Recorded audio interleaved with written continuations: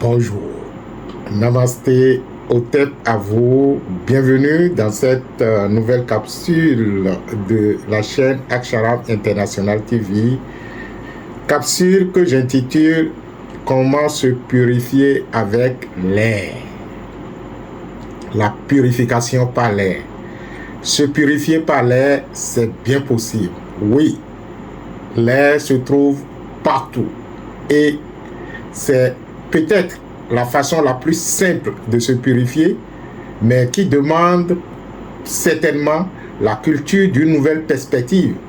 Parce que dès lors qu'on parle de la purification, nos esprits s'envolent et pensent à un bain de purification. Oui, c'est vrai et c'est naturel que lorsque j'ai de la saleté sur la main et que je prends de l'eau et que je me lave les mains, les saletés peuvent s'enlever. Mais il y en a qui ne s'enlèvent qu'avec d'autres produits. Ça dépend de la nature du produit qui me salit. Mais de toutes les façons, ce qui est connu, c'est des bains de purification, soit que l'on peut prendre chez soi ou dans un cours d'eau ou à la plage avec l'océan, en contact avec l'océan même. On va certainement y revenir en offrant une gamme de, disons, je ne veux pas dire de produits, une gamme donc d'aspects de purification à eau. C'est vrai qu'on peut se purifier également avec le feu. Ça, on n'en parle pas souvent. Je me rappelle que l'oracle avait, au cours de nos travaux, suggéré à une dame dans le temps qui estimait que de l'argent ne reste pas dans sa main, une façon de se laver les mains par le feu. C'est vrai également qu'on peut se purifier également avec la terre. Et ça, on n'en parle pas souvent. On va dédier une capsule à comment se purifier avec la terre. Aujourd'hui, ce qui nous intéresse, c'est comment se purifier avec l'air. Mais au passage, je rappelle, puisque les gens nous reprochent souvent de ne pas pouvoir faire état des services disponibles. Je voulais juste parler donc d'un certain nombre de services qui sont disponibles en termes donc de célébration, en termes donc d'énergétisation, en termes de comment vivifier le cas. Les premiers dimanches de chaque mois, nous célébrons la Reka. Et à travers cette célébration, toute personne vivante qui désire vivifier son cas peut demander donc la célébration en son honneur. On profite naturellement pour parler des anniversaires, pour parler des mariages, pour parler de quoi encore, disons de telle ou telle cérémonie pour une personne qui est vivante.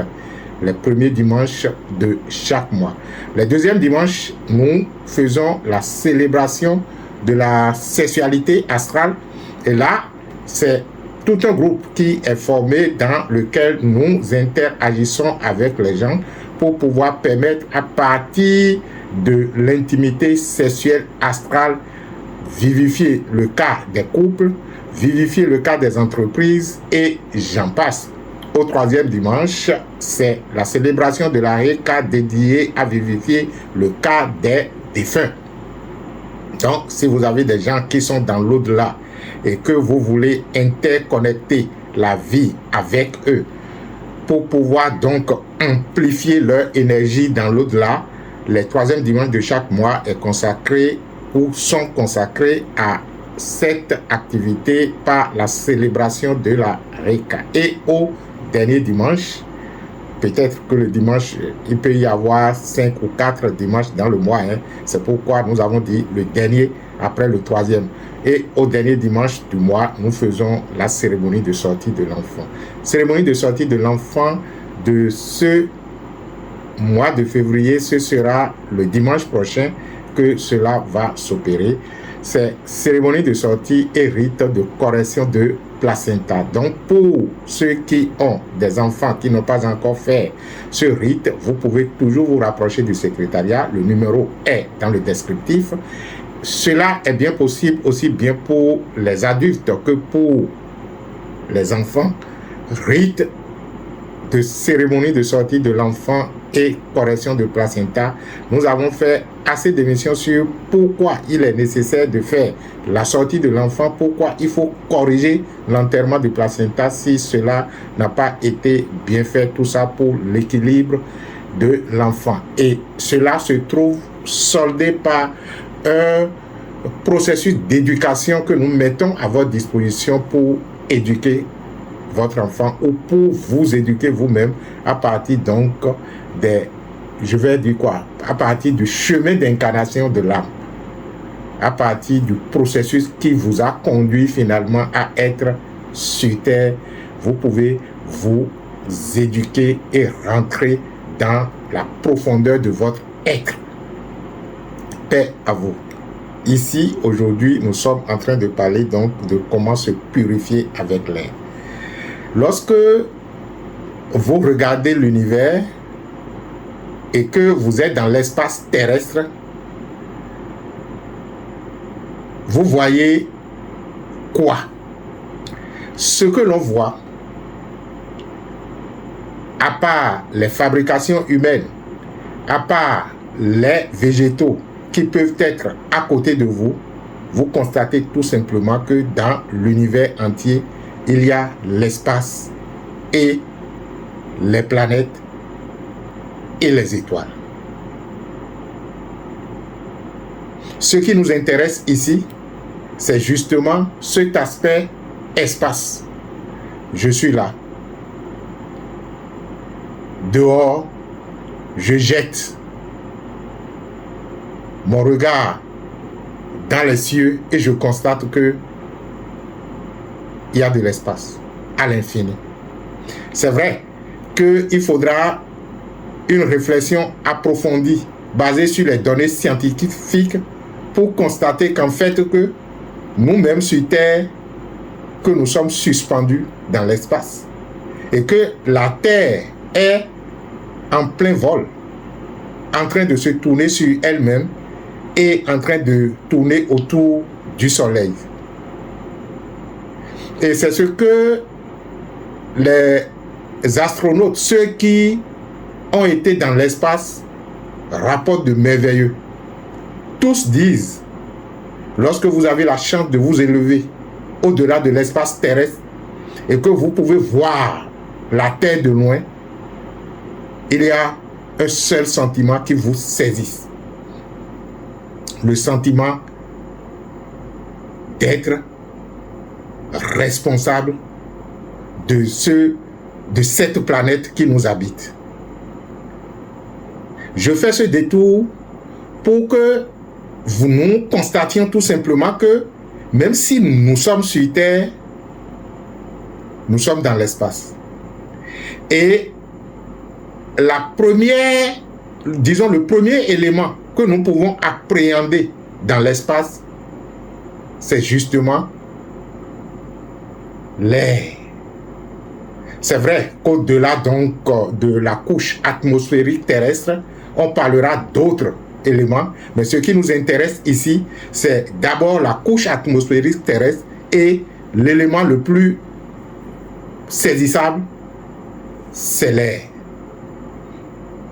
Donc si aujourd'hui, il nous arrive de pouvoir inventer ou de pouvoir se souvenir d'un rituel de purification par l'air, ce serait la chose à portée de main. Que, où que vous soyez, l'air est là. Je suis dans une chambre. Je suis en contact avec l'air. Je suis dehors. Je suis en contact avec l'air. Au champ, je suis en contact avec l'air. Sur eau, je suis en contact avec l'air. En l'air, je suis en contact avec l'air. Alors, comment se purifier avec l'air? Pour y arriver, nous allons d'abord reparcourir la mythologie selon laquelle, à l'origine de la création, et ça, je l'ai déjà dit dans une capsule, quand nous, on était enfants, on nous racontait que à l'origine de la création de l'univers, que le ciel et la terre, entendez ici, ciel dans les cieux, c'est-à-dire que le ciel physique, parce que c'est comme ça qu'on comprenait dans le temps et c'est de cette façon qu'on nous a raconté l'histoire.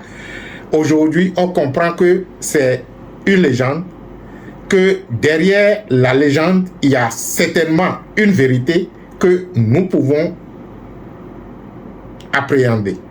Donc, la légende raconte qu'à la création de la terre ou à la création de l'univers, que la terre et le ciel étaient ensemble et que il y avait une unité harmonieuse de la terre et du ciel. À un moment donné, il paraîtrait que une vieille femme aurait préparé et en voulant verser l'eau de la marmite par terre, que cela a touché le ciel, a sali le ciel et énervé. Le ciel s'est éloigné suffisamment de la terre pour pouvoir ne plus se faire salir par l'acte des êtres humains. Et on nous disait dans le temps que quand il faisait pleine lune, que la vieille qui aurait jeté l'eau de la marmite qui a touché le ciel, que en voulant s'élever, que le ciel l'a emporté et que c'est elle qui se retrouverait dans la pleine lune en train toujours de préparer. C'est vrai que si vous regardez la lune pleine, il y a une silhouette qui ressemble généralement à la silhouette d'une dame en train de préparer quand nous on était enfants. Et quand on nous parlait comme ça, on prenait tout ça comme une vérité crue et on dit voilà la vieille qui a sali le ciel pour que le ciel aille se réfugier. Derrière cette légende se trouve naturellement une vérité. Pour comprendre la profondeur de la légende, nous allons remonter dans l'Égypte antique. Parce que vous savez maintenant que la spiritualité, l'origine même de la spiritualité remonte dans l'Antiquité égyptienne. Les vertus spirituelles de toutes les religions aujourd'hui, lorsque vous les remontez encore et encore, s'il s'agit de l'espace terrestre, la terre que nous habitons, vous constaterez que toutes les sciences spirituelles trouvent leur origine dans cet espace terrestre qui, naturellement, a été, je vais dire quoi, un espace de grande civilisation et de grande spiritualité. La légende raconte que lorsque le dieu Atum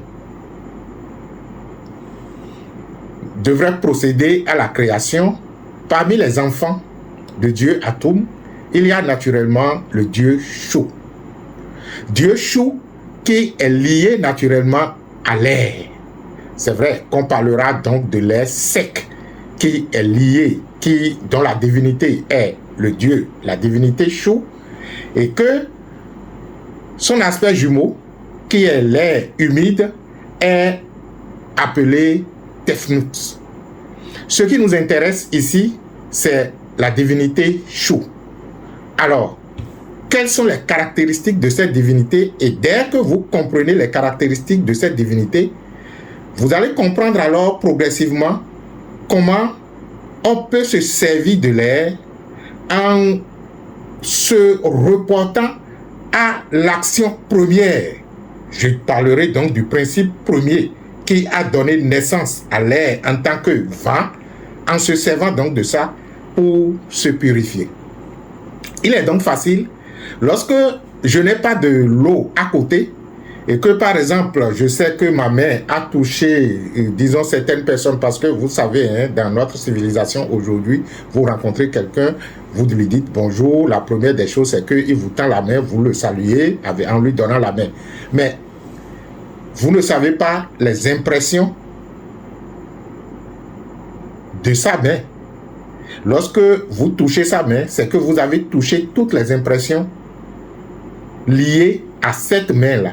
Si lui, il a fait passer ses mains à n'importe où, en rassemblant donc une série ou un amas d'énergie dans ses mains, dès lors qu'on lui donne la main, c'est que vous prenez de ça. Je ne dis pas cela pour qu'on puisse avoir peur de serrer la main aux gens. Serrer la main, c'est un signe d'amour parce que la main est la continuité du cœur. Donc, lorsque je lui serre la main, c'est comme si je l'ai embrassé. C'est comme si j'ai uni mon cœur à son cœur. Encore que dans la logique des êtres humains aujourd'hui, on peut être en train de faire de ces gestes-là alors que émotionnellement, on n'est pas uni au geste. C'est de s'empoisonner également. Alors, revenons à la logique donc de la création de la divinité Shu. Je disais à l'entame qu'on a dit que la terre et le ciel étaient ensemble. Et quand on dit ensemble, en même temps qu'on dit qu'il y a, disons, une vieille qui aurait préparé pour jeter l'eau par terre à toucher le ciel, donc c'est supposé dans la légende que les deux étaient à une distance raisonnable, que l'homme pouvait toucher le ciel. Cela est dit à dessein. Cette unité dont on parle, de la terre et du ciel, ce n'est pas une unité physique, parce que de façon scientifique, lorsque on parle de la cosmogonie aujourd'hui, on ne peut jamais imaginer que le ciel était véritablement à portée de main. Encore que, qu'est-ce qu'on appelle ciel? C'est ce que les religions ont utilisé dans le temps pour nous rendre bêtes quand on estimait que Dieu était dans les cieux, au ciel, assis quelque part sur un trône. Il a fallu qu'on commence par explorer l'espace, je vais dire cosmique, pour comprendre qu'il n'y a pas un ciel qui est quelque part. De toutes les façons, lorsqu'on jette son regard dans les cieux, ce que nous retrouvons, c'est d'abord les nuages. Et si nous avons la possibilité d'aller au-delà des nuages, nous voyons donc les étoiles, et surtout si c'est la nuit. Donc l'espace n'a pas de limite, c'est sans fin. On ne peut donc pas imaginer qu'à un moment donné, il y avait le ciel qui était proche, qui par la suite s'est éloigné. Cette, mythologie, cette légende voulait tout simplement signifier que dans la conscience humaine, l'unité est la vérité. Donc il n'y a pas ciel à part et il n'y a pas terre à part. Dans la conscience des êtres humains, dans la conscience cosmique, qui devrait être la conscience de vérité des êtres humains, le ciel et la terre sont un. Quand l'autre disait « Père, que ta volonté soit faite sur la terre comme c'est fait au ciel, comme c'est fait au ciel », cela veut dire tout simplement que il n'y a pas de distinction entre le véritable ciel et la véritable terre. Mais la distinction que nous, êtres humains, nous constatons est une illusion de notre sens que nous avons créée à force de perpétuer la contre-vérité. Shu, c'est le dieu de l'air. Donc, cette séparation dans la mythologie, on dit généralement que Shu, qui est la divinité de l'air, est ce qui maintient l'équilibre cosmique entre la terre et le ciel. On dit généralement aussi que Shu, de ses deux bras, maintient le ciel pour que l'ordre cosmique soit maintenu, soit respecté, que Shu, de ses deux mains, garde le ciel ainsi. C'est-à-dire qu'il le fait comme ça pour que le ciel ne s'abat pas sur la terre. Cela veut dire que si nous dépersonnalise la divinité Shu, qu'on dit maintenir le ciel pour que le ciel ne s'abat pas sur la terre, on dit également que Shu, en permettant la séparation du ciel de la terre, maintient l'ordre cosmique et procède donc à la purification à chaque instant et à la purification permanente de l'espace terre et ciel, en maintenant donc l'ordre de la pureté. Vous voyez, cela veut dire tout simplement que la divinité Shu, qui est la divinité du souffle, oui justement, il est également indiqué dans la mythologie de l'Égypte ancienne que c'est la divinité Shu qui confère le souffle de vie. Et que sans la divinité Shu, il n'y aurait pas incarnation et réincarnation. On estime donc que lorsque les âmes quittent le monde terrestre et que se retrouvent dans l'au-delà, leur incarnation passe naturellement par le souffle à insuffler au corps et que ce souffle tient son origine dans la divinité Shu, le dieu Shu. Espace entre la terre et le ciel, maintenant l'ordre et la purification permanente. Lorsque nous comprenons ce rôle de maintien de l'ordre du principe de la divinité Shu, dont la représentation physique est l'air, je peux alors me permettre d'entamer une purification à partir de l'air ambiant. Comment cela doit se passer? C'est vrai que de façon classique, lorsque vous êtes dans un environnement, on vous demandera toujours, même du point de vue, comment je vais dire, du point de vue sanitaire, du point de vue entretien des lieux, qu'il faut de temps en temps aérer l'espace. Donc, on vous demandera d'ouvrir de temps en temps vos fenêtres, vos portes et de laisser circuler l'air. Et vous allez constater que lorsque vous prenez, par exemple, une chambre qui est confinée, c'est-à-dire une chambre dont les fenêtres et les portes sont fermées pendant longtemps, et qu'un jour, vous décidez donc d'ouvrir fenêtres et portes, la fréquence vibratoire de cette chambre-là change. Et c'est d'ailleurs pourquoi il est recommandé, même si il n'y a personne dans la chambre, de temps en temps, d'ouvrir portes et fenêtres. Parce que une chambre qui est fermée comme un enclos génère de basses vibrations. Lorsque on ouvre fenêtres et portes et qu'on permet à l'air de circuler, cela régénère. Même votre propre chambre, vous allez constater que quand vous balayez la chambre et que vous ouvrez portes et fenêtres, vous nettoyez la chambre, vous ouvrez portes et fenêtres, on constate naturellement que la chambre n'est plus la même.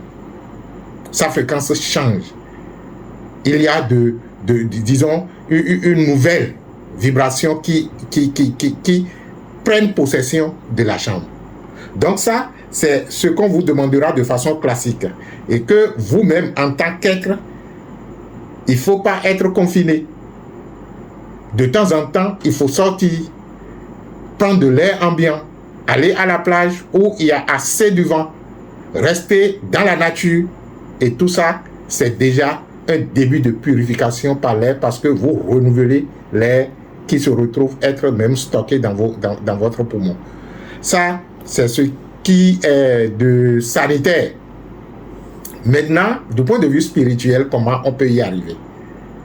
Lorsque je disais tout à l'heure, j'ai fait passer ma main à travers des mains et que je devrais porter, par exemple, disons quelque chose à la bouche, je n'ai pas de l'eau à côté, il est important de faire une purification à partir de l'air. Cela peut se faire comment? Vous pouvez juste prendre votre main et balayer l'air comme si vous êtes en train, donc comme ceci.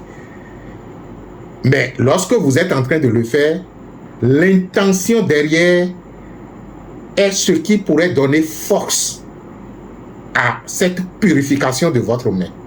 Parce que lorsque je fais comme ça et que je ne comprends pas que l'air en lui-même est déjà une substance purifiée à partir du principe premier de la divinité Shu qui dit ceci: je suis celui qui maintient l'ordre cosmique, je suis celui qui, en séparant le ciel de la terre, maintient la pureté du ciel et de la terre. Lorsque je comprends comme ça et que je fais ça, mon intention, c'est que l'air, ou du moins ma main devient poreuse. C'est-à-dire que l'air interpénètre ma main et peut donc balayer tout ce qui est là en tant qu'énergie. Parce que ce dont il ne s'agit pas de la saleté physique que je vois. Il s'agit donc d'une saleté énergétique. Il faudrait donc que je rentre dans mon intention à ce balayage d'énergie par l'air pour aller donc à la purification. Vous allez dire, oui, ça c'est la main. Et si je veux purifier tout le corps, vous n'avez qu'à purifier tout le corps. On vous demandera par exemple de courir à la rencontre du vent. Je sais que le vent souffle dans tel sens. Je cours à la rencontre du vent et je peux étendre mes mains comme ça. Pendant ce temps, c'est que le vent me traverse. Au lieu que je sois un obstacle au vent, dans mon intention, mon corps devient perméable au vent qui me traverse en emportant bien sûr tout ce qui semble être impur du point de vue énergétique dans mon corps. Il est souvent conseillé alors d'aller à la plage. Et vous savez qu'à la plage, le vent souffle assez. Donc, vous allez à la plage et vous étendez vos bras comme ça et vous laissez le vent vous purifier. Je pense que je ne dirai pas plus pour les esprits avertis que vous êtes et chacun pourra essayer et voir le résultat. C'est au-delà de la purification par l'eau. Je ne dirai pas au-delà. C'est aussi une façon de se purifier en utilisant bien sûr les 4 éléments que sont la terre, l'eau, le feu et l'air. Et vous allez en fait reconnaître avec moi que la purification par l'air devient très efficace parce que s'il s'agit d'une purification spirituelle, l'air, des 4 éléments, l'air est ce qui est beaucoup plus spirituel que tous. Si je passe de la matière lourde à la matière fluide, je dirais la terre est la plus lourde, l'eau est la moins lourde, le feu vient après, et enfin l'air qui est la matière la plus subtile, qui naturellement, on dit, est la frontière entre le visible et l'invisible. C'est pourquoi je disais tout à l'heure que l'air est ce qui facilite, selon la mythologie égyptienne, l'incarnation des êtres venant de l'au-delà. Donc, se purifier par l'air, c'est déjà être à la limite du monde spirituel parce que l'air est physique et en même temps spirituel. On dit qu'il est physique et spirituel, c'est vrai, c'est tous les éléments qui sont physiques et spirituels, hein, mais du point de vue même physique, matériel, l'air, on peut sentir cela, c'est indispensable à la vie sur Terre et pourtant, on ne le voit pas. Donc, du fait que l'air est invisible, il porte une grande partie d'invisibilité qui est souvent rattachée à la spiritualité que sa sensation physique qui nous permet donc de prendre de l'oxygène et de continuer à vivre sur Terre. Je vous remercie d'avoir été là, je ne serai pas long. Je pense que j'ai livré l'essentiel en ce qui concerne la purification avec l'air ou à partir de l'air. Nous allons aborder certainement très prochainement comment se purifier à partir de la terre, parce que si vous voulez mener une vie harmonieuse dans ce bas monde, vous devez pouvoir coopérer avec les 4. Les 4 nous ont fabriqués. Les 4 sont nous. Et il est impossible de vivre harmonieusement dans ce bas monde sans être en interaction, en coopération avec les 4. C'est vrai qu'il est impossible, mais le mieux serait d'en avoir la conscience pour pouvoir bénéficier des flux vibratoires, donc des 4 que sont l'air, le feu, l'eau et la terre. Essayez dans votre existence au quotidien d'être conscient de toucher la terre, d'être conscient de toucher l'eau, d'être conscient de toucher le feu, d'être conscient de toucher l'air. Quand je dis de toucher l'air, en interaction avec les 4, et vous créez systématiquement l'harmonie cosmique des 4 en vous, si vous en avez la conscience dans une certaine harmonie. Je vous remercie et je dis bye bye, ciao ciao, à la prochaine capsule, que les bénédictions soient.